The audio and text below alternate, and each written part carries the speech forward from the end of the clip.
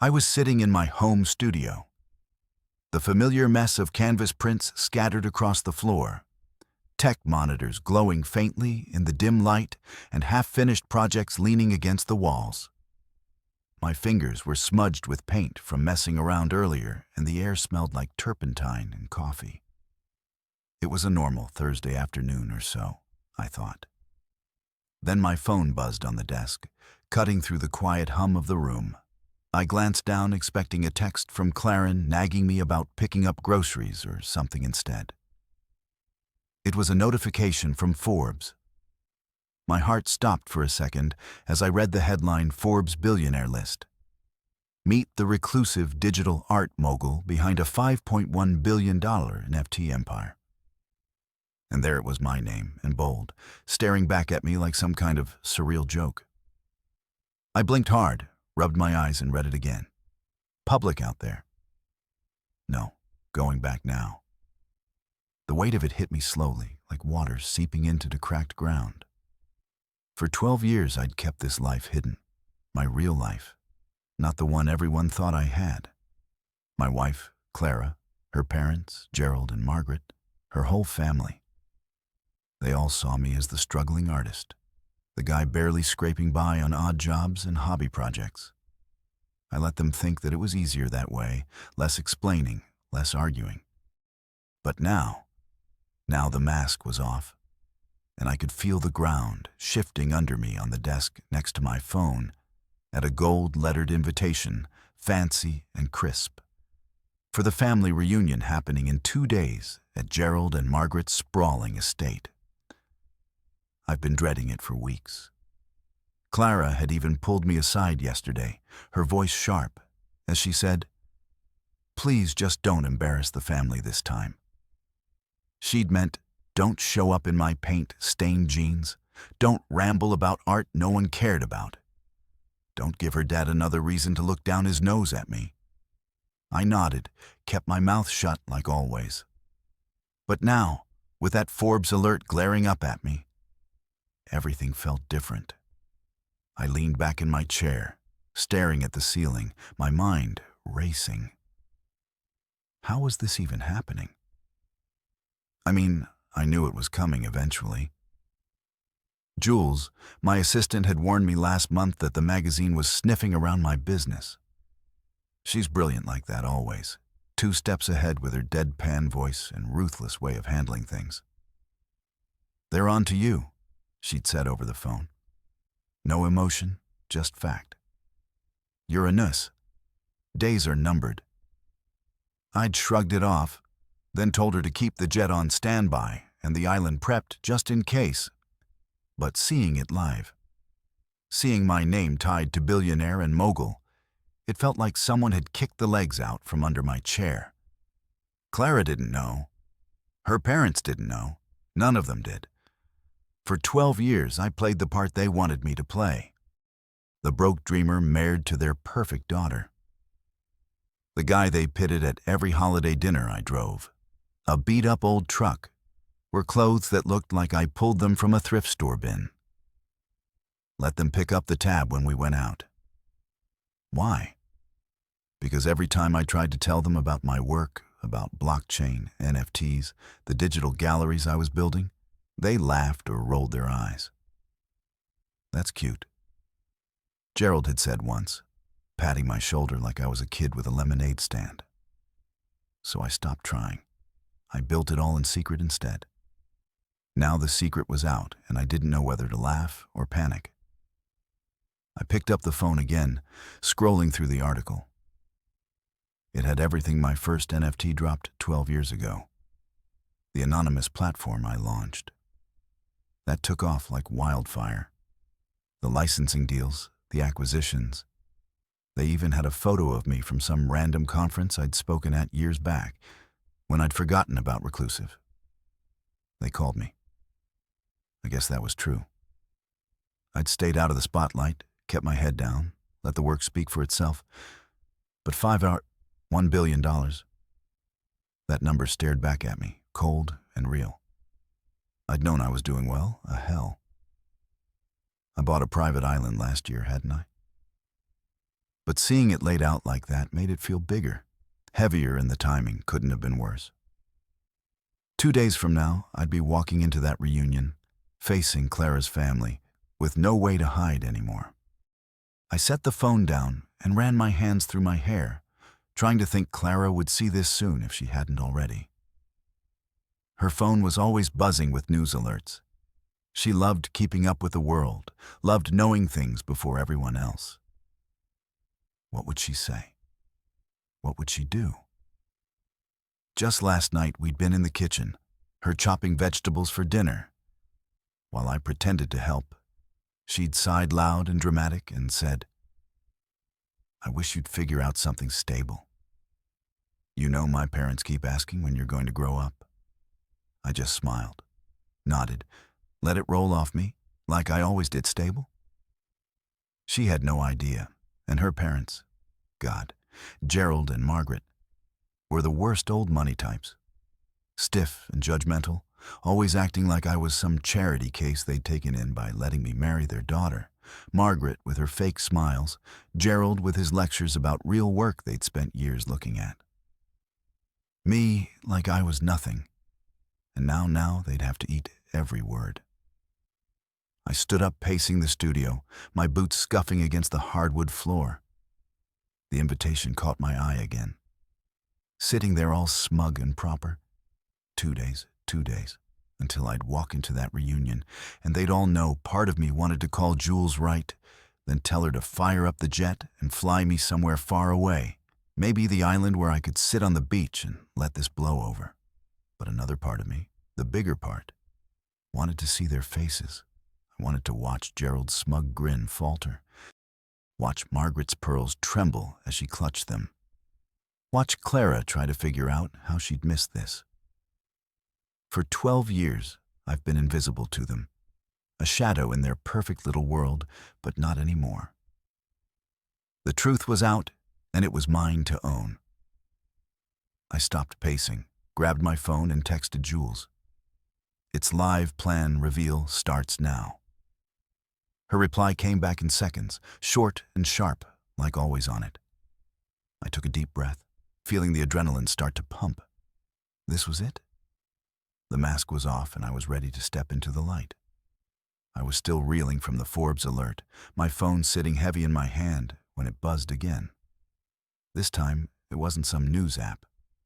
It was Franklin, Clara's brother, calling me. I stared at the screen for a second, his name flashing like a warning sign. Franklin was the loud one, the family always joking, always poking at me for being the starving artist. I figured he'd seen the article by now. No way he'd miss something this big. I swiped to answer, holding the phone to my ear as I leaned against my desk, the clutter of my studio pressing in around me. "Hey, Franklin," I said, keeping my voice steady like nothing was different. "You seriously on Forbes?" he blurted out. No hello, no warm-up, just straight to it. His voice was high, almost squeaky, like he couldn't believe it. "Billionaire, are you in witness protection or something?" "What's going on, man?" I could hear the panic in his tone, the way he was scrambling to make sense of it. I let out a small laugh, more to myself than to him. "Yeah, it's me," I said simply. "No witness protection, just me." There was a long pause on his end, like he was waiting for me to say it was a prank. When I didn't, he let out a low whistle. "Holy crap," he muttered. "CLA is going to lose her mind." "You know that, right? I didn't answer right away. I didn't need to." My eyes flicked to my phone screen as a text popped up. Clara. Just a link to the Forbes article. In 3 words. What the hell? No emojis, no questions, just that sharp, cold, demanding. I could picture her sitting at her desk in our living room. Her perfect hair pulled back, her lips pressed tight as she stared at her phone. She hadn't called yet, hadn't stormed in like a half.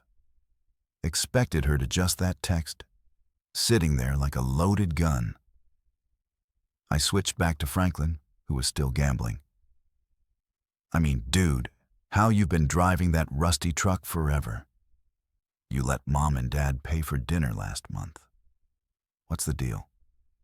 I rubbed my temple with my free hand, feeling a headache starting to creep in. It's a long story, I said, which wasn't a lie, but wasn't the whole truth either. Look, I'll see you at the reunion, okay? We'll talk. Then I hung up before he could push more, dropping the phone onto the desk like it was burning my hand. They were all scrambling. Now I could feel it. Franklin freaking out. Clara stewing in silence, probably her parents. Next, once the news trickled up to them and me, I was just standing there in my paint-spattered jeans, the same guy they'd mocked for years, except now they'd have to rewrite everything they thought they knew. I hadn't told anyone, not Clara, not her family, not even my own parents. Before they passed, I'd kept the illusion alive on purpose.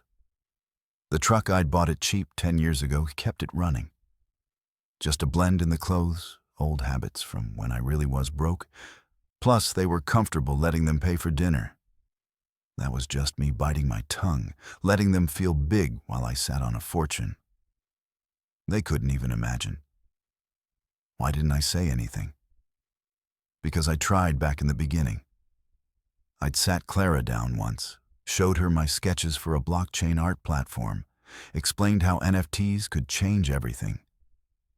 She'd smiled, patted my hand, and said, "That's nice, honey, but maybe focus on something practical." Gerald was worse. Every time I mentioned digital art, he'd launch into a speech about how real men worked with their hands or wore suits, not played with computers. So I stopped talking. I built it anyway, piece by piece. In silence, I walked over to the window, pushing it open to let some air into the stuffy room. The street outside was quiet. Just a couple of kids riding bikes, the faint hum of a lawnmower somewhere down the block. It looked so normal, so small compared to what was happening in my head. My phone buzzed again. Another text, this time from the family group chat. Franklin had dropped the Forbes link with a string of shocked face emojis. Margaret replied fast, "Surely there's some mistake." No question, Mark just that. Prim, proper tone she always had, like. She couldn't fathom me being anything but a failure. I didn't respond. Let them stone Clara still hadn't called, which was weird. She's not the type to sit quiet when she's mad. She's all fire and noise, storming around until she gets answers. Maybe she was too shocked to move. Or maybe she was embarrassed realizing she'd spent 12 years married to a billionaire and never noticed. I turned away from the window, my eyes landing on a framed photo on the shelf. Me and Clara at our wedding, smiling like the world was ours back then. I thought I'd win them over eventually, prove myself with hard work and big ideas. But that first year, Gerald pulled me aside at Thanksgiving. His voice low and serious. "Art's a hobby, son," he said, sipping his whiskey. "You never provide for her like this. Come work for me. I'll set you straight." I'd clench my jaw, thanked him politely, and walked away that night. I promised myself that he'd eat those words one day. Not just him, Margaret, with her pitying looks, Clara with her little sighs. Every time I talked about my projects, I'd make them see, and I didn't. 5 billion later, here I was. But it didn't feel like a we. Yet it felt like a storm about to break. I sank into my chair again, staring at Claire's text. What the hell I could have texted back explained everything. The late nights coding, the deals I'd signed under aliases, the money piling up in accounts. She never knew about. But why should I? She'd never asked. None of them had. They'd assumed I was failing because that's what they wanted to see. A guy who couldn't keep up with their perfect little world. I let them think it, play it along, because it was easier than fighting their smirks and lectures. But now the truth was out. and I wasn't going to apologize for it. I grabbed my coffee mug, took a sip, even though it was cold, and let my mind settle. The reunion was in 2 days. 2 days until. I'd walk in there, look them in the eye, and watch their whole story about me fall apart. I'd kept this secret for 12 years, built an empire while they laughed. Now they'd have to deal with it and me. I was just getting started. I sat there in my studio, the phone quiet now after Franklin's call and Keelaw's text. But my head was anything but silent. The Forbes article still glowed on the screen, my name in big, bold letters, tying me to a world I'd kept hidden for so long. It was strange seeing it out there. Proof of everything I'd done, everything I'd built. But as I leaned back in my chair, the creak of the wood loud in. The stillness, my mind slipped back to where it all started 12 years ago. I was a different guy. Newly married, fresh out of grad school, full of ideas and dumb enough to think Claire's family would listen. I'd been wrong about that. And the memory of it still stung sharp and clear, like it happened yesterday. It was a sunny afternoon, one of those early days after the wedding, when everything still felt shiny and new. Clara and I had just moved into a tiny apartment. Barely enough room for a bed and a table, but it was ours. I brought my laptop over to her parents' house that day, excited, buzzing with this big vision I couldn't wait to share. Gerald and Margaret were in their living room, all polished with fancy furniture, sipping tea like they were in some old movie. Clara sat next to me on the couch, her hand resting on my knee, smiling like she was proud. I pulled up my sketches, rough designs for a digital art platform, something that could use blockchain to sell unique pieces online. I've been reading about this new thing called NFT, barely a whisper back then, and I could see it changing everything. This could be huge. I told them, my voice shaky but sure. Artists could own their work, sell it direct. No galleries taking cuts. I just need some startup cash to get it going. I looked at Gerald, hoping he'd see it too. He was a businessman after all, always talking about investments and smart moves. He didn't even let me finish. He set his teacup down, leaned back in his chair, and laughed. Not a quiet chuckle, a full, loud laugh, like I just told the best joke he'd ever heard pictures on computers. He said, wiping as I like it was too much, "You're a grown man, son. Get a real job." Margaret didn't laugh, but she gave me that tight little smile. She always had the one that said she felt sorry for me. Clara's hand stiffened on my knee, and when I glanced at her, she wasn't smiling anymore. "It's interesting," she said softly, but I could hear the doubt creeping in. I closed the laptop, my face burning, and muttered something about thinking it over. Gerald clapped me on the shoulder as we left, like he was doing me a favor. "Come work at the company," he said. "We'll find you a desk, something steady." I nodded, said thanks, but inside I was boiling. That was the moment I knew they'd never take me seriously, so I went my own way. We moved into a one-bedroom loft a few weeks later, a cheap place with peeling paint and a leaky sink. Clara started her job at a marketing firm, and I stayed home living off ramen, noodles, and whatever. Odd gigs. I could pick up, fixing computers, painting signs, anything to keep the lights on. But every night after she went to bed, I'd sit at that wobbly kitchen table with my laptop working. I taught myself to code, learned how blockchain worked, built my first NFT drop from scratch.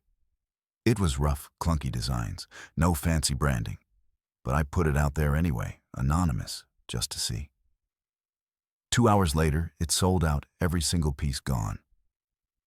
I stared at the screen, watching the numbers tick up in my account. $5,000, then 10, then 20. It wasn't much compared to now, but back then, it was everything. I reinvested it all. Better software, more art, a bigger drop. By the end of that year, I'd made 50 grand. Clara thought I'd gotten a freelance gig. I let her think that things kept rolling. After that, I built a platform, anonymous, still no name attached, where artists could upload their work, MTED as NFTs, and sell direct. It took off fast. People loved the idea. No middleman, no gallery skimming profits. I stayed up nights moderating it, fixing bugs, adding features. Clara would wake up, sometimes find me hunched over the laptop and sigh, "You're obsessed." She'd say half asleep, "It's just a hobby." I'd nod, say I'd come to bed soon, and keep going.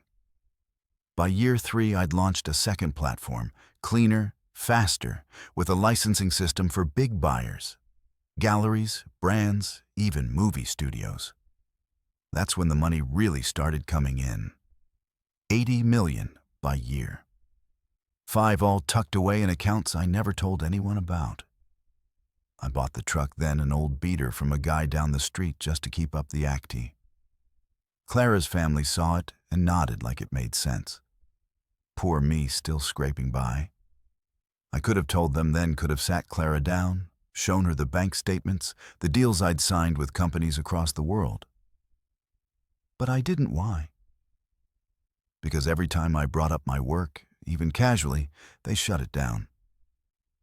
Thanksgiving, a few years in, I'd mentioned NFTs again, how they were catching on, how I'd sold some pieces. Gerald smirked over his turkey, "Still playing with your little toys." He said Margaret changed the subject to Clara's promotion. I stopped trying. After that, I built in the shadows. Instead, acquired competitors, signed artists, turned my platforms into an empire. By year 10, I'd hit $1 billion. I bought the island that year, a quiet little spot off the coast, just because I could. Clara thought I was at a work retreat when I went to sign the papers, now sitting in my studio. The memory of those early days felt like a lifetime ago. 12 years. Of silence.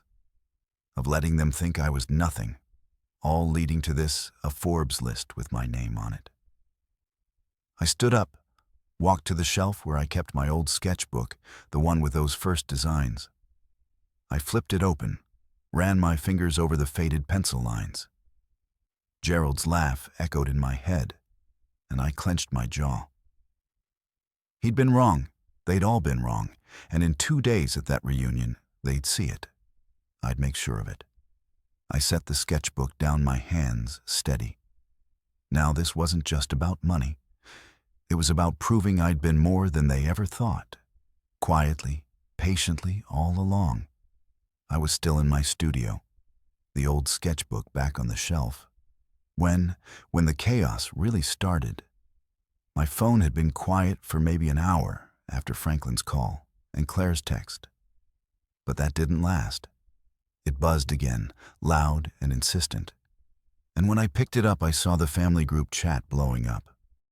Franklin had dropped the Forbes link, same one Clara sent me, followed by a string of shocked emojis. Wide eyes, exploding heads, a cartoon guy fainting. Margaret was next, her message popping up like clockwork. Surely there's some mistake. No question mark, just that PR tone she always used, like she couldn't imagine me tied to anything as big as a billion-dual empire. Gerald didn't chime in, but I could picture him sitting in his study, squinting at his phone through those thick glasses, his mouth set in a hard line. Then Mara, Clara's older sister, texted, "This has to be a typo, right?" She added a laughing emoji, but I knew her well enough to tell it was forced. Mara ran PR for the family company, always polished, always in control, and I could almost hear her brain spinning trying to figure out how this slipped past her radar. I didn't reply.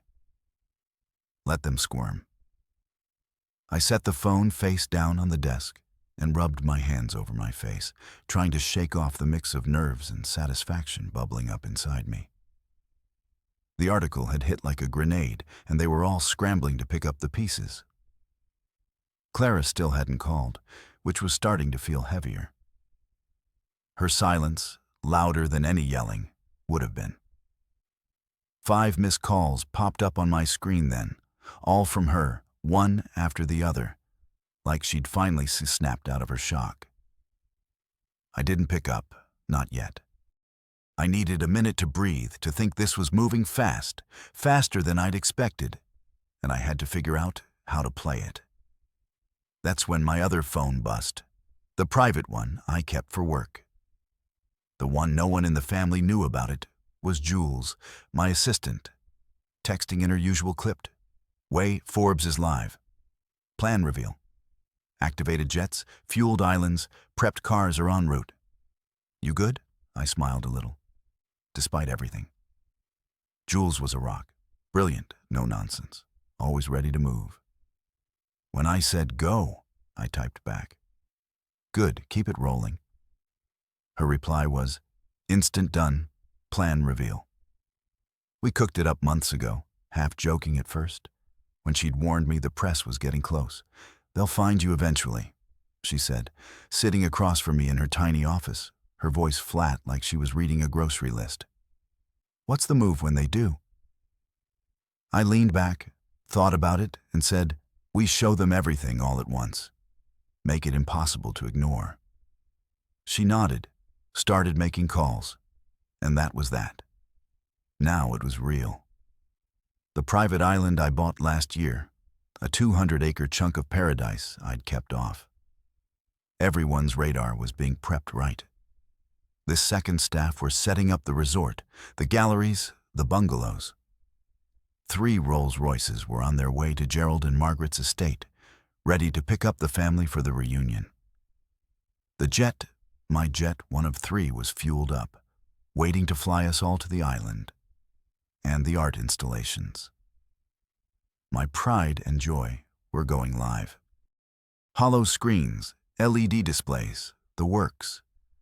It was all coming together just like I'd planned. I stood up pacing the studio again, my boots thewing against the floor. The adrenaline was kicking in, now sharp and electric. This wasn't just about the reunion anymore. It was personal, sure, but it was bigger than that. My phone buzzed again, this time with an email alert. I opened it, and my stomach did a little flip. It was from an internet national investor, some big shot. I'd met at a conference years back. Subject: line, merger proposal. I skimmed it. His firm wanted to partner up, fold my platforms into their portfolio, a deal worth another $2 billion on top of what I already had. We've been watching your growth. The email said time to take it. Global $2 billion. I leaned against the wall, letting that sink in. It was tempting. More money, more reach, but it'd have to wait.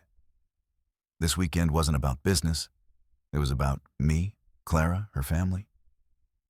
In 12 years of silence, I was finally breaking. I forwarded it to Jules with a note. Hold off after the reunion. She'd handle it like always. The group chat was still going nuts. Franklin posted again. Yo, is this why you never chipped in for gas, more emojis? Mara replied seriously. Someone explain this. I could feel their confusion, their panic through the screen. They'd spent years building this story about me, the broke guy, the dreamer who'd never amount to much. Claire's cousin Reuben jumped in next. Wait, didn't I meet you? At a pitch event like 10 years ago? You had some weird art thing. Yeah, he had. I pitched him my first platform back when I was still scrambling for cash. He'd smirked, said it had never worked, and walked away. Now he was worth a fraction of me, and I bet that stung. I didn't answer him either. Let them figure it out on their own. I walked over to the window, looking out at the street. Again, the kids on bikes were gone, the lawnmower quiet.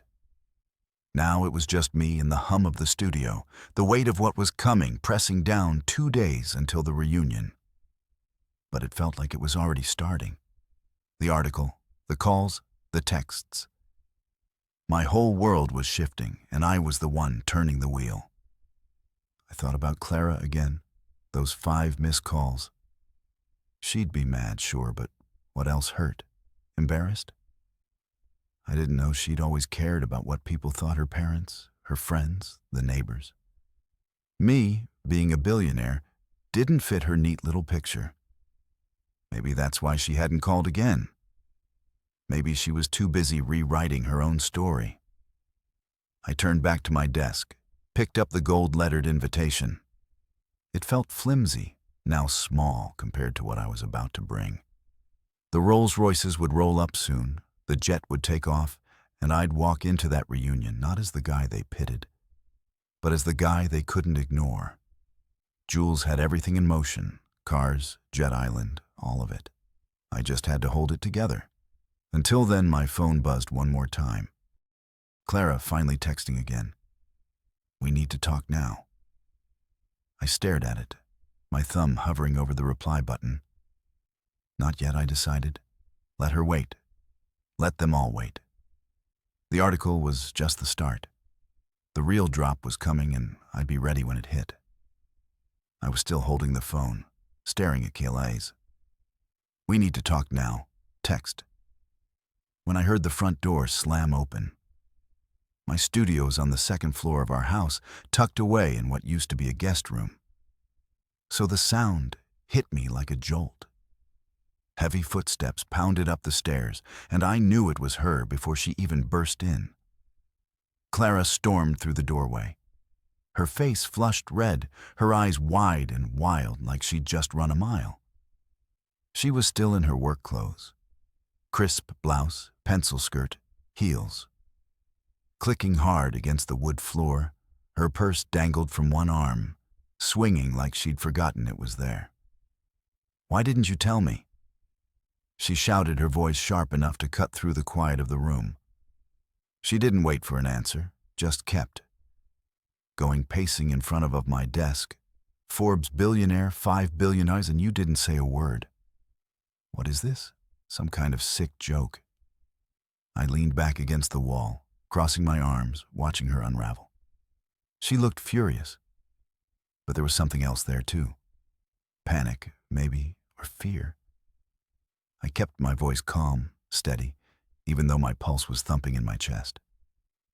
"You never asked." I said it was the truth, plain and simple. She stopped pacing, spun to face me. Her mouth opened, like she couldn't believe. Believe what I just said. Never asked. She repeated, her tone rising. What was I supposed to ask? Hey, honey, are you secretly a billionaire? You let me think. You let all of us think you were struggling. That stupid truck, those rowy clothes, that time I had to borrow rent money because you said you were short. Was that all a lie? Her hands were shaking now, and she dropped her purse on the floor, not even noticing. I took a slow breath, keeping my eyes on hers. No, I said not. Not a lie. You just assumed you all did. She blinked like my words had slapped her, and for a second she didn't know what to say. I pushed off the wall, stepping closer to my desk, feeling the weight of 12 years. Settle between us that rent thing. I wanted to see what you do. You offered. I took it, but struggling. That stopped a long time ago. You never noticed because you didn't want to. Her face twisted, anger flaring up again. Don't you dare put this on me, she snapped. You hid this. You lied to my face every day. What was I supposed to think? You're up here painting, messing with your little computer projects. Well, I'm out there working, keeping us afloat, or so I thought. And now I find out you're some mobile through a magazine. I didn't flinch. I known this was coming. Maybe not this exact moment, but something like it. I'd pictured it 100 times, her yelling me standing there, the truth spilling out like paint from a tipped over. Can you wanted to believe I was failing? I said, my voice still even it. You feel better, superior, just like your dad did. That hit her hard. Her eyes narrowed, and she took a step toward me, her finger jabbing the air. "Don't bring my father into this," she hissed. "This is about you and me. 12 years, and you kept this from me. Why were you laughing at me the whole time? Was this some game to you?" I shook my head, feeling a flicker of something. Regret, maybe, but not enough to back down. No game. I said, "I tried telling you, Clara. Back when we started, I showed you the plans, the ideas. You smiled and told me to get something practical. Your dad laughed in my face. After that, I stopped talking. I just did it." Instead, she stared at me, her chest heaving like she was trying to find a crack in what I'd said. "That was years ago," she shot back. "You could have tried again. You could have trusted me." "Trusted you," I said, raising my voice for the first time. "Every time I brought it up, you sighed or changed the subject. Gerald called it a hobby. Margaret looked at me like I was a stray dog. You brought home. You all decided who I was, and I let you. But don't act like I didn't try." She flinched just a little, and I saw it. The first crack in her armor. Her shoulders dropped, and she ran a hand through her hair, messing up the perfect strand. "I didn't know," she said. "Quieter now?" "I didn't know it was this." I nodded, stepping back to lean against the desk. "Yeah, you didn't, because you didn't want to see it." The room went quiet. Then the only sound, her breathing and the faint hum of the monitors behind me. She looked at me, really looked at me like she was seeing me for the first time in years. Her eyes were wet, but no tears fell. "So what now?" she asked, her voice small. "You're a billionaire. You've got jets and islands and whatever else. Where does that leave us?" I didn't have an answer, not yet. I just shrugged, feeling the calm settle over me again. "I don't know." I said, "That's up to you, I guess. But the reunion's in 2 days. You'll see the rest." Then she frowned, confused. The rest I didn't explain. I didn't need to. Jules had everything moving cars. Jet Island and Clara would find out soon enough. She stood there staring at me like I was a stranger, and maybe I was 12 years of marriage, and she'd missed it all. Not because I'd hidden it so well, but because she'd never looked. "I need to think," she said. Finally, grabbing her purse off the floor, she turned to leave, then stopped at the door, glancing back. "You should have told me," she whispered more to herself than to me. Then she was gone, her heels clicking down the stairs, the door slamming shut behind her. I stood there alone again, the silence thick around me. My phone buzzed another text from the group chat. "Franklin. This time CLA is pissed, huh?" I ignored it, setting the phone down. She was pissed, sure, but there was more to it. I'd seen it in her eyes. Fear, not just anger. Fear that she'd been wrong about me, that she'd built her whole life around a version of me. That wasn't real. I didn't feel bad for her. Not exactly she'd chosen that version. Clung to it because it fit what she wanted. Now she had to face the truth, and so did I. I walked to the window, watching her car peel out of the driveway, tires squealing against the pavement. 2 days until the reunion. 2 days until they all saw what I'd been hiding. Clara's pride was cracked now, but it wasn't broken yet. That had come soon enough, and me, I felt nothing but calm, like a storm had passed and left me standing. This was just the beginning. I woke up the next morning to the sound of birds chirping outside my window, the kind of peaceful noise that didn't match the mess in my head. Clara hadn't come home. Last night, after storming out of my studio, I'd stayed up late, messing with a canvas just to keep my hands busy, waiting to hear her car pull in. It never did. She texted once around midnight, staying at Mom's, and that was it. No fight, no follow-up, just those 3 words. I didn't reply. What was there to say? She needed space, and I needed to focus. Today was the day it all started. The reunion, the big reveal, the moment I've been building toward for years. I rolled out of bed, my back stiff from sleeping on the couch, and checked my phone. Jews had texted. Cars arrive at the estate in 2 hours. Jit's ready. Lars says, "Hi." I smiled a little. Lars. The pilot was a good guy. Zaire force, big laugh, loved my art. He'd lighten things up when the time came. I showered quick, threw on a plain t-shirt and jeans, nothing fancy, not yet, and headed downstairs. The house felt empty, without Clara, quieter than usual. I made coffee black and strong and stood at the kitchen counter staring out at the backyard. The old truck sat there in the driveway, rusted and beat up, a relic of the life I'd let them think I had. In a few hours, that life would be gone for good. I sipped the coffee, letting the heat wake me up, and thought about yesterday.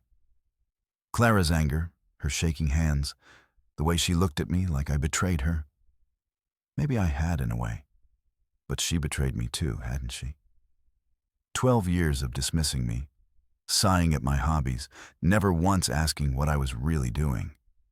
I'd built an empire while she rolled her eyes, and now she was mad. I hadn't handed her the blueprints. My phone buzzed again. JW's Rolls-Royces are at the estate. Family's freaking out. "You sure about this?" I typed back. "Yeah, see you at the jet." She didn't reply, but I knew she was on it.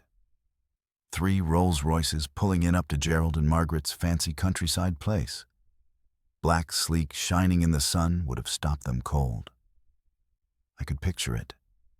Margaret clutching her pearls, Gerald squinting out the window, Franklin snapping pictures like a kid at a car show. Clara was probably there too, still fuming, trying to figure out how to spin this to her parents. I finished my coffee, grabbed my keys, and headed out.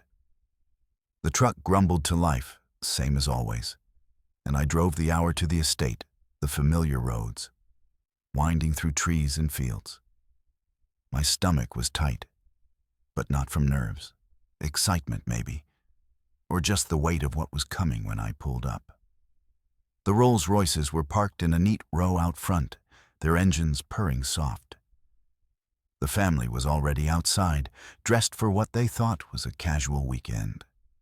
Gerald in a polo, Margaret in a sundress, Franklin in shorts and a loud shirt. Clara stood off to the side, arms crossed, her face tight.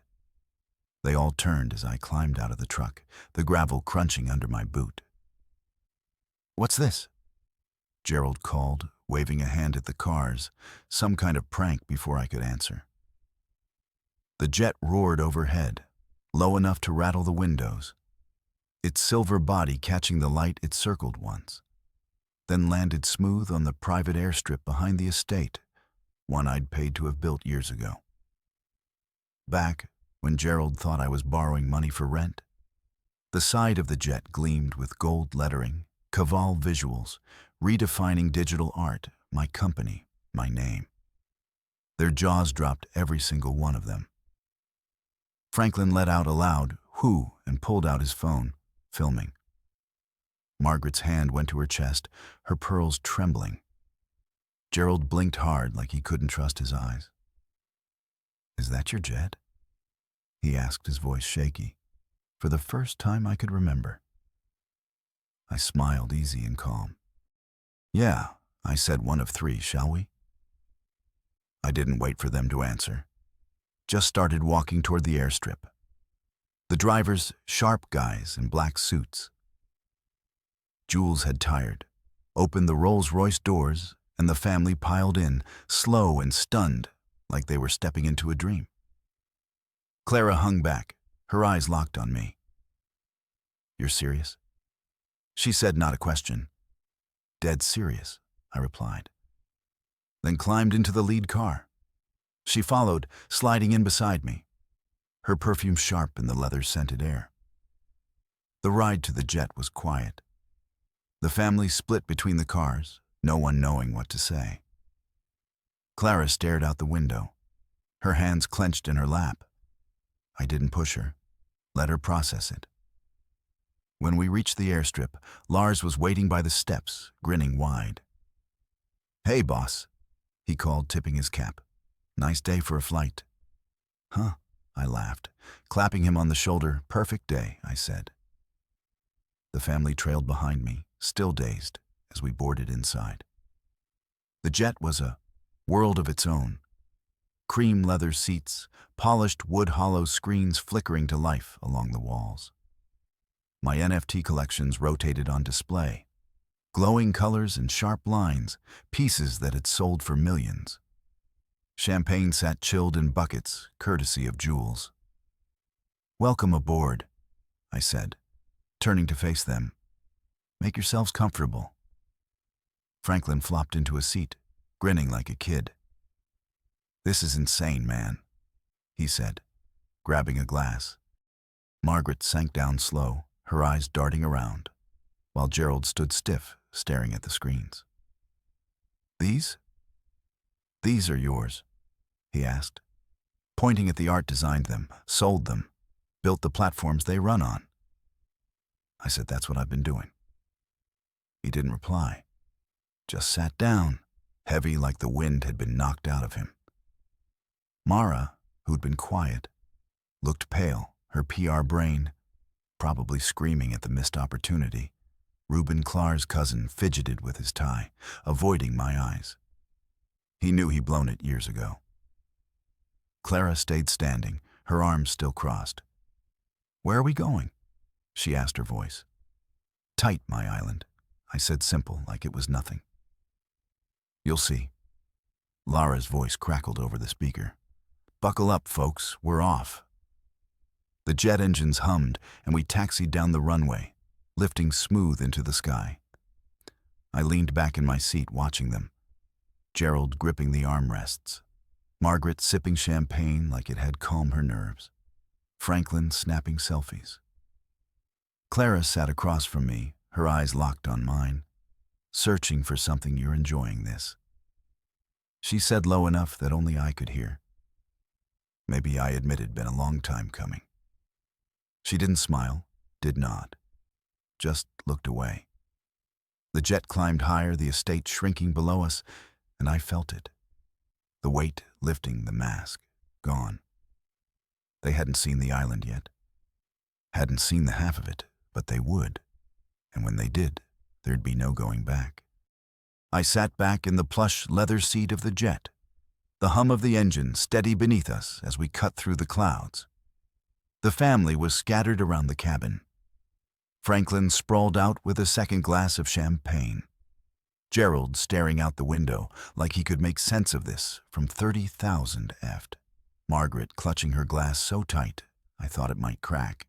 Clara sat across from me, her face still tight, her eyes flicking between me and the hollow screen showing off my NFT collections. The art shifted every few seconds. Bold abstracts, sleek digital sculptures, pieces that had sold for millions to collectors across the world.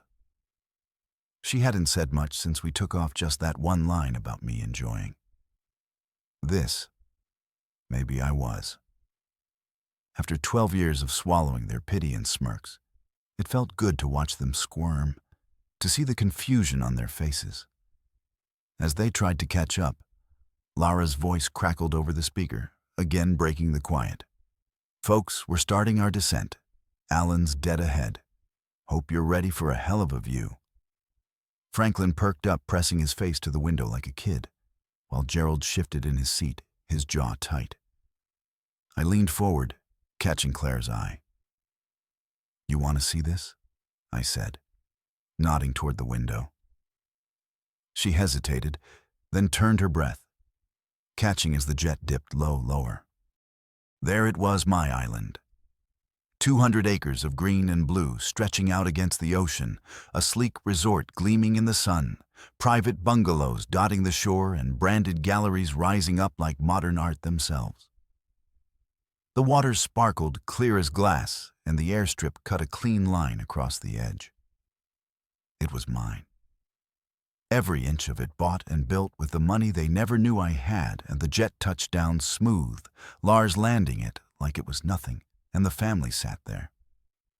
Stunned as the engines wounded down, I stood up stretching my legs.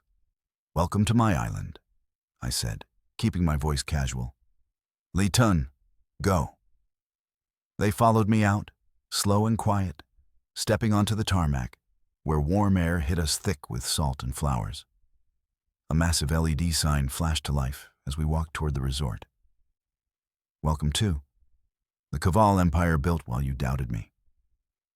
I told Jules to program it months ago, half as a joke, but seeing it now, big, bold, impossible to miss. It felt right. Franklin let out a low whistle. "Dude," he said, shaking his head. "This is next level." Margaret's hand went to her pearls again, her eyes wide. Gerald stopped dead, staring at the sign, his face unreadable. Clara stayed close, her arms crossed.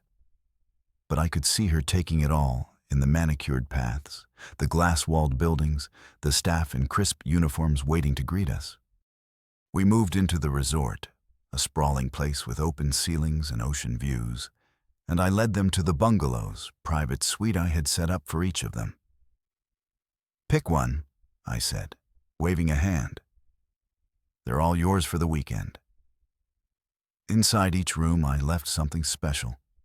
A personalized portfolio. Thick binders sitting on the desks. I watched as they found them, flipping through the pages I'd spent weeks putting together with JWs. Franklin opened his first, laughing. "What's this?" "A brag book," he said, but his grin faded as he read. It wasn't just bragging, it was proof letters I'd sent years ago asking for. Small investments, all rejected Gerald's. Was there a note from 2012, me offering him a $100,000 stake in my first platform? He turned it down, said it was foolish. That stake was worth $160 million. Now Mayor's binder had emails from her PR firm declining to represent me back when I was starting out. Now our company begged for licensing deals, and I'd said no every time Ruben showed the pitch. He'd passed on my platform back when it was just an idea he'd lost out on Bly. Gerald sat down hard on the edge of his bed, the binder open in his lap. This is real." He asked, his voice rough every word I said. Leaning against the doorway, I kept the receipts. Margaret looked over his shoulder, her face pale. "You did all this?" She whispered more to herself than me. I nodded while you thought I was failing. Franklin flipped through his quieter. "Now, man, I didn't even know what NFTs were back then," he said. "You tried telling me once, didn't you?" "You," I shrugged. "Yeah, you laughed. He didn't have a comeback for that?" Marlo clutched her binder like it was burning her hands. Her perfect PR smile gone. Ruben just stared at his smug VC attitude. Nowhere to be found. Clara's bungalow was last. She opened her portfolio slow, her fingers trembling as she turned the pages. It wasn't like the others. No business stuff, just personal notes. I'd written her early on sketches. I'd shown her ideas I'd shared, before I gave up trying a photo of us from year 2, me at the kitchen table with my laptop, her kissing my cheek under it. I'd written, "You stopped asking what I was working on." She looked up at me, her eyes wet. "I didn't know you were capable of this." She said, her voice barely there. I stepped closer, keeping my tone. "Even you never wanted to see it." I said, "You liked me better small." She flinched like I'd hit her and turned away, staring out at the ocean through the window. The air felt heavy. Now the weight of those binders sinking in. They'd all had a chance to believe in me. Gerald with his money, Marlo with her connections, Ruben with his venture capital, Clara with her trust. They'd said no every time, and I'd built it anyway. I left them to sit with it and walked outside, the sun warm on my face. The island was alive. Staff bustling, screens glowing with my art, the ocean lapping at the shore. This was mine, not just the land, but the victory. I bought it last year. A quiet move after a big deal, and named it Caval Point. No one knew, not even Clara. Now they did. I stood by the water, hands in my pockets, feeling the breeze. Jules came up. Beside me, her tablet tucked under her arm, their shell shocked. She said, "Deadpan is ever good." I replied, "They should be." She nodded, then pointed at the resort dinner. "In an hour, Sasha's got the kitchen running you, ready for round 2. Sasha was the chef, some Netflix star I'd hired for the weekend. I smiled. "Yeah, Leighton, keep it coming." The family was quiet, now reflective, but I wasn't done. They doubted me for 12 years. This island, these binders, the jet. It was just the start. They'd see the rest soon enough, and I'd make sure they never forgot it. I stood on the shore of my island, the waves lapping at the sand, watching the sun dip lower in the sky. The air was warm, thick with salt and the faint smell of flowers, and the resort behind me buzzed with quiet energy staff, moving quick setting up for the night. Jules had just left to check on things, her tablet glowing, as she walked off, and I was alone for a minute, letting it all sink in. The family was still in their bungalows, probably flipping through those binders, trying to wrap their heads around what I'd shown them. Gerald's face, when he saw that $160 million mistake. Pale tight like he'd swallowed something sour. Mara's hands shaking as she read her firm rejection letters. Claws whisper, "I didn't know you were capable of this." Still echoing in my ears. It felt good. I won't lie, seeing them stunned, seeing the story they'd built about me crumble. But it wasn't enough. Yet tonight, I drive it home. I headed back to the resort, the glass-walled dining hall glowing soft against the dusk. Sasha, the chef, had outdone herself 7 courses, each one plated like art. The kind of food you'd see on her Netflix show.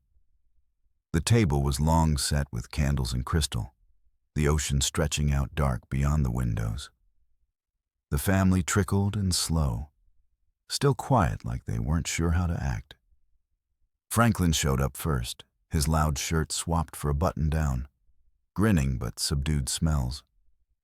"Amazing in here," he said, sliding into a seat. Margaret and Gerald came next, her in a silk dress, him in a stiff blazer. Old money habits dying hard. Mara followed, her face composed again, but her eyes darted around like she was calculating something. Reuben slunk in, avoiding me, his tie loose like he'd given up. Clara was last, her hair down. Now a simple black dress hugging her frame. She sat across from me, her expression. "Unreadable evening," I said, standing at the head of the table. "Hope you're hungry. Sasha's the best. Hired her straight off her show." Margaret managed a small smile. "How lovely," she said, her voice thin. Gerald just nodded, his hands folded tight. The staff brought out the first course, some kind of fancy soup, bright orange with a swirl of cream, and we ate in near silence, the clink of spoons loud against the quiet. I let it stretch. Let them stew until the 3rd course hit the table. Grilled fish, delicate and perfect. Then I stood again, signaling to Jawes in the corner. She tapped her tablet and screens descended from the ceiling, big, sleek, glowing with my timeline.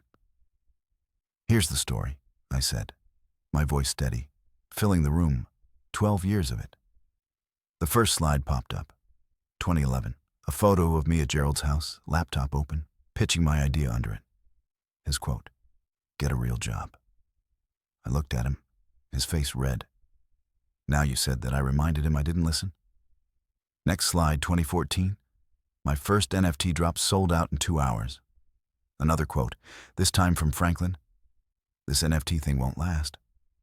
He squirmed, laughing nervously. "Guess I was wrong." he muttered. I nodded. Yeah, it lasted. The timeline rolled on. 2017, $100 million valuation. Me still driving that beat-up truck. 2021 passed $1 billion. Bought my first jet 2023. Acquired 2 competitors, while KLA's family planned a real job intervention. I dodged 2024 Forbes list. 5.1 billion. The final slide was a photo of me on this island the day I'd bought it, standing where I'd been an hour ago. I let the screens hang there, the dates and numbers, staring down at them. For 12 years, I said I played the fool. You expected me to be the broke guy, the dreamer, the one you pitted at every dinner. But I wasn't failing. I was building. I paused, looking around the table. This empire didn't happen by accident. It happened while you laughed, while you sighed, while you told me I'd never make it. I kept quiet. Let you think what you wanted. Now you know.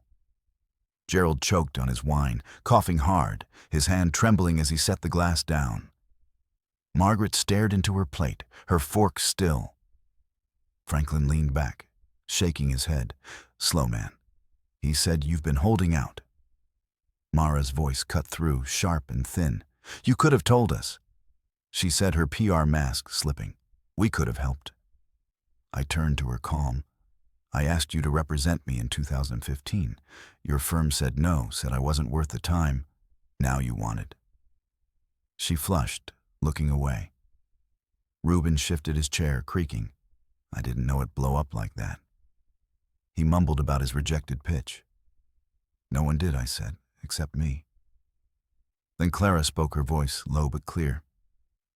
Why didn't you fight harder for us to see? I met her eyes steady. I did at first. You all shut it down. So I fought my way. Built this instead. You just didn't notice. The room went quiet again, the weight of it pressing down. Gerald cleared his throat, his voice rough. You've made your point, he said, but it wasn't smug anymore. It was small, almost broken. I nodded. Good. The screens retracted, and Sasha's team brought out the next course. Steak, rich and sizzling. We ate, but the air was different. Now they weren't just stunned, they were humiliated, each in their own way. Gerald's pride, Mara's control. Reuben's arrogance all cracked open. Franklin tried to lighten it, cracking a joke about the jet, but it fell flat. Reuben excused himself halfway through, muttering about the bathroom, and didn't come back. Margaret kept her eyes down, sipping wine like it had saved her. Clara didn't eat much, just pushed her food around when the dessert came as some chocolate thing, fancy and layered. She looked up at me. You're not the man I married, she said, soft but firm. I leaned forward, resting my elbows on the table. No, I said. I'm the man I've always been. You just didn't see him. She held my gaze, then looked away, her jaw tight. The meal ended quiet, the family filing out one by one back to their bungalows. I stayed watching the staff clear the table, the ocean black beyond the glass. Jules came over, her tablet off for once. That was brutal. She said no judgment, just fact needed to be. I replied. She nodded. They're not done processing, they'll have to. I said there's more tomorrow. I walked outside, the night cool now, star-sharp overhead. The timeline had hit them hard, laid out every chance they'd missed every time they dismissed me. It wasn't just about money. It was about respect. About proving I'd been more than their pity case. They saw it now, whether they liked it or not. I felt lighter, like a weight I'd carried for years was finally off my chest. But it wasn't over. The reunion had one more day, and I had one more card to play. They'd never forget this. Never forget me. And that was the point. I woke up early the next morning, the sun just creeping over the horizon, painting the ocean gold. Outside my bungalow, the island was quiet. the kind of stillness that felt heavy after last night's dinner. I'd slept better than I expected, the weight of that timeline off my shoulders, but my mind was already turning toward today. The family had seen the jet, the island, the binders, the screens. They knew the scale of what I'd built, but they didn't know me. Not really, not yet. Last night had been about facts, numbers, dates. Proof today was about something else. I rolled out of bed, threw on a shirt and shorts, and stepped outside, the air, warm and salty against my skin. The resort was waking up. Staff moving quiet, Sasha's kitchen already humming with breakfast prepped. I had a plan, but first I needed to see where they stood. I was halfway to the dining hall when I spotted a note slipped under my door, folded neat and plain. I picked it up, my stomach tightening as I recognized Gerald's handwriting, blocky, old school, like he'd pressed the pen to heart. I opened it slow, standing there on the porch. I was wrong. It said you didn't just succeed. You redefined what success looks like. I'm sorry, I didn't see it. That was it? No flourish, no excuses. Just those 3 lines. I read it twice, letting the words sink in. Gerald, the man who laughed in my face, who told me I'd never provide for his daughter, was apologizing. It didn't feel like a win. Not exactly, more like a crack in a wall I spent years banging my head against. I folded the note, tucked it in my pocket, and kept walking. He'd said it, sure, but I'd see if he meant it. Breakfast was in the open-air pavilion, a spread of fruit, pastries, and coffee laid out on long tables. The family was already there, scattered around, quieter than yesterday. Franklin waved me over, a croissant in hand. Morning, billionaire. He said, grinning, but it was softer, less cocky. Margaret nodded at me, her smile tight but real. Mara sat alone, sipping coffee, her face composed again, PR mode, back on. Reuben wasn't there, probably still licking his wounds. Gerald sat with Margaret, his posture stiff, but he met my eyes. When I walked in, gave me a small nod. Clara was at the far end, her plate untouched, staring out at the water. I grabbed a coffee and sat across from her, the silence between us. Thick sleep, okay? I asked, keeping it light. She shrugged. Not really you. Well enough, I said. She didn't push it, just nodded and looked away. The meal passed slow, the family talking in low tones. Weather, the island, safe stuff. No one mentioned the binders or the timeline, like they were afraid to touch it. Then Clara stood brushing her hands on her shorts. Walk with me? She asked, her voice quiet but firm. I nodded, setting my cup down, and followed her out. We headed down a path toward the beach, the sand soft under my feet, the waves crashing steady in the distance. She didn't say anything at first, just walked, her arms crossed tight. I let her lead, waiting. Finally, she stopped by the water, turning to face me. I'm sorry, she said, her eyes locked on mine. Not just for doubting you, for treating you like less. I didn't see you, I didn't want to. I thought I married down, and I held on to that because it made me feel, I don't know, safe. Maybe I stood there, the wind, tugging at my shirt, letting her words hang. It was the first time she'd said it out loud, the thing I felt for years. You thought I was a project. I said, keeping my tone, even someone you could fix, or at least manage. She winced, but didn't deny it. Aye, she said. And when you didn't need fixing, I didn't know what to do. So I ignored it, pushed it down. But this, she waved a hand at the island, the resort, the jet in the distance. This is you. The real you, and I missed it. Her voice cracked, and she looked down, digging her toes into the sand. I don't know how we come back from that.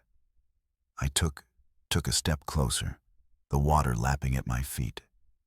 You didn't marry down. I said you married someone with vision. You just didn't recognize it, because it didn't look like your dad's money or your sister's polish. I didn't need your help, Clara. I needed you to believe in me. You didn't. She noted, slow, her eyes wet now, tears spilling quiet down her cheeks. I know, she whispered, and I hate that I didn't. But I see it now. I see you. I didn't say anything right away, just watched her. The woman I loved for 12 years standing there, broken open part of me, wanted to reach out.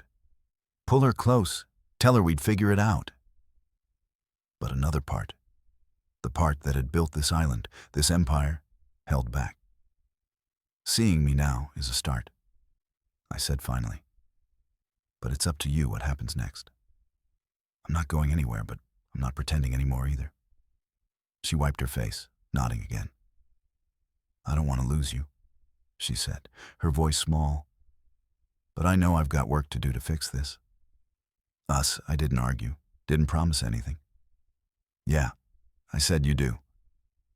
We stood there a minute longer, the waves filling the silence, then walked back slow. She stayed close, not touching, but near enough. I could feel her. When we got to the pavilion, the family was finishing up. Gerald, standing to meet us. Got your note, I said, pulling it from my pocket. He looked at it, then at me, his face softer than I'd ever seen. Admit, he said. You proved me wrong.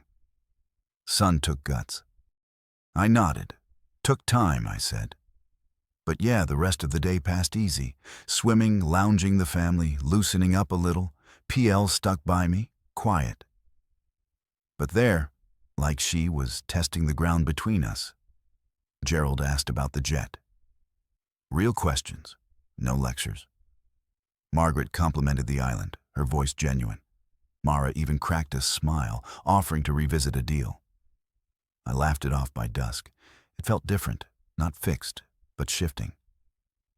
Clara and I sat on the beach again, watching the sunset. Think I'll try, she said, her hand brushing mine. That's all I can say right now. I squeezed her fingers light. That's enough for now. I said the apologies weren't everything, but they were something.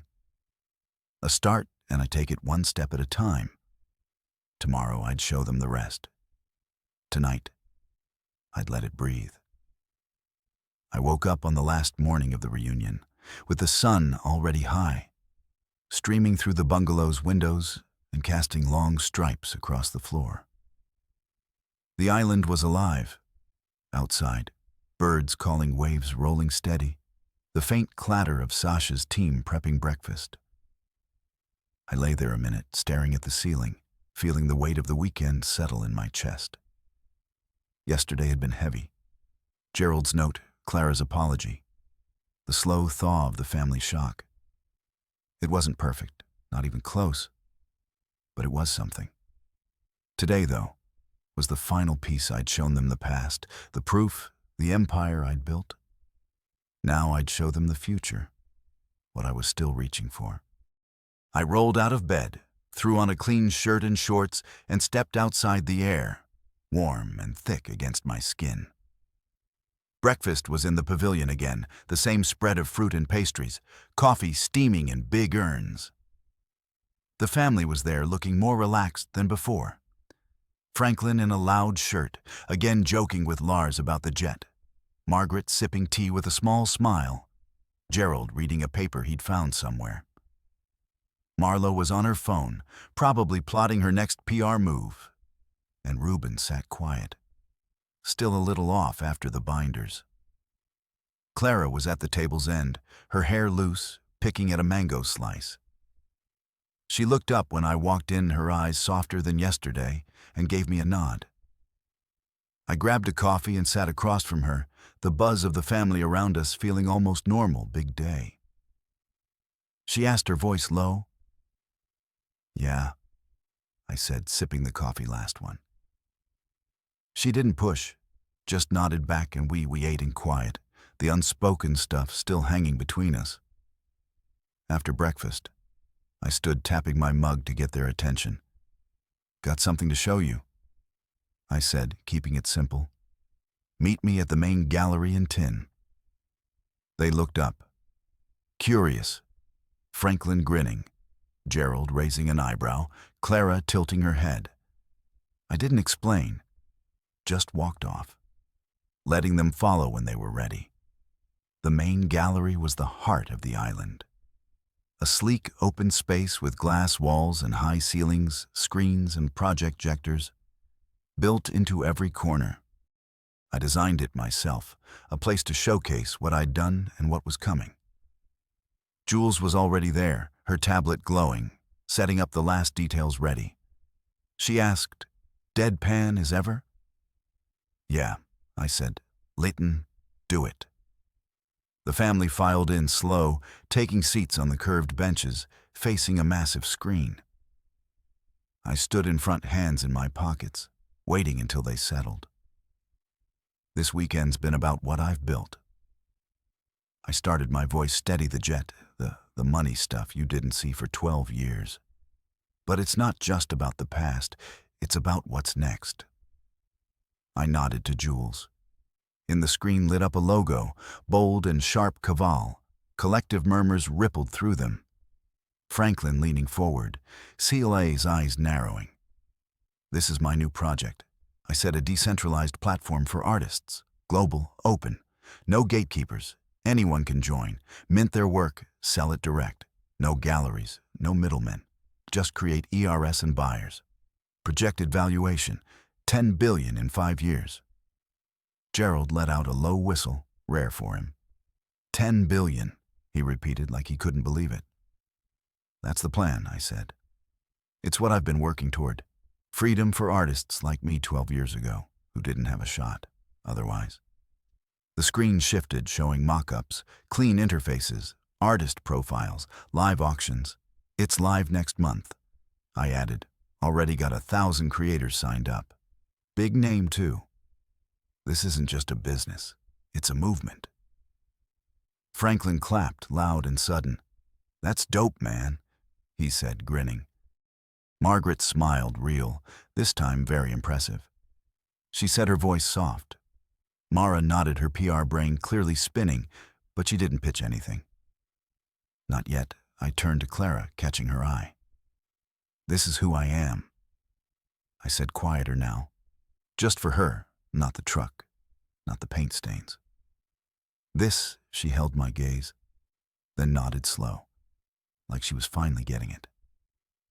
I looked back at the group. "You doubted me? Once that's done now, you see." They clapped, awkward at first, then stronger, even Gerald joining in, his hands stiff. But there it wasn't wild cheering, but it was real. And that was enough. I stepped back, letting Jews take over, walking them through the tech side. While I slipped outside the gallery's deck, overlooked the ocean, and I leaned on the railing. Breathing deep, Jules found me later, the family still inside, buzzing about the platform. "Good reveal," she said, standing beside me. "They hooked hope," so I replied, watching the waves. She paused, then asked, "Was it worth it, the silence, the pretending?" I thought about it. 12 years of biting my tongue, letting them think I was less. Building in the shadows. "Yeah," I said. Finally, success wasn't the goal. Freedom was, and now they see me for who I am. She nodded. No argument, just fact they do. The family came out, eventually heading back to pack up. The jet was leaving. Soon. Clara hung back, walking over to me. "That's incredible," she said, her voice soft. "What you doing?" "Thanks," I said. Turning to face her, she stepped closer, her hand brushing mine. "I meant what I said yesterday. I'll try to see you to fix us." I squeezed her fingers light. "I know we'll see where it goes." She smiled, small but real, and we stood there a minute, the ocean stretching out endless in front of us. Later, I watched them board the jet. quiet, reflective, changed. Lars waved from the cockpit, Franklin snapping one last photo, Gerald giving me a nod that felt like respect. Clara sat by the window, looking out at me as the engines roared. I stayed on the tarmac until they were gone, the Jita speck in the sky, then walked back to the gallery alone inside. I grabbed Gerald's note from my pocket, the one he'd slipped under my door, and pinned it to a board next to a print out of my first NFT sale 1/500 12 years ago. 2 pieces of my story. Side by side, I stepped back looking at them, then around at the space, the screens, the art, the empire I'd built in silence. They'd never forget me. Now, not after this. The jet, the island, the platform. It was all out there, undeniable. I'd framed my past and my future, made it bare for them to see. And as I walked out, the sun setting red over the water, I felt it. Freedom, real and solid. Mine at last. The reunion was over, but my story that was just getting started.